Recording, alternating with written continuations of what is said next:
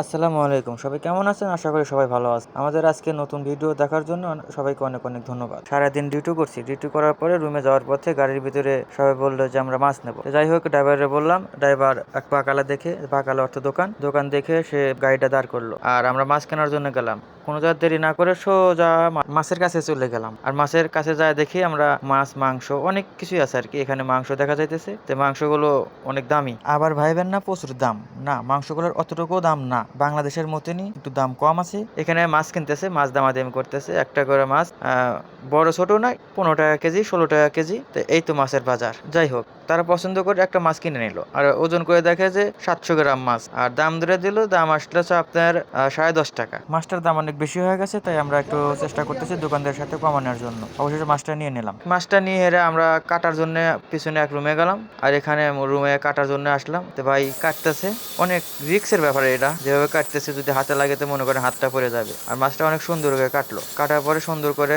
Packeting করতেছে, সুন্দর করে প্যাকেট করে দিল। আমাদের সাদেক মাছটা নিয়ে রওনা দিল। সাদেক অর্থ বন্ধু। তাই আমাদের রুমমেট মাছটা নিয়ে রওনা দিল আর দেখতেছে মাছটা কতটুক মাছ এটা অনুভব করি। আজকের ভিডিওটা এই পর্যন্ত। কি তা আপনাদের কাছে ভিডিওটা কেমন লাগলো অবশ্যই কমেন্ট করে জানাবেন। তো যাই হোক, আমরা এখন চলে যাব, আমাদের গাড়ি অনেকক্ষণ ওয়েট করছে।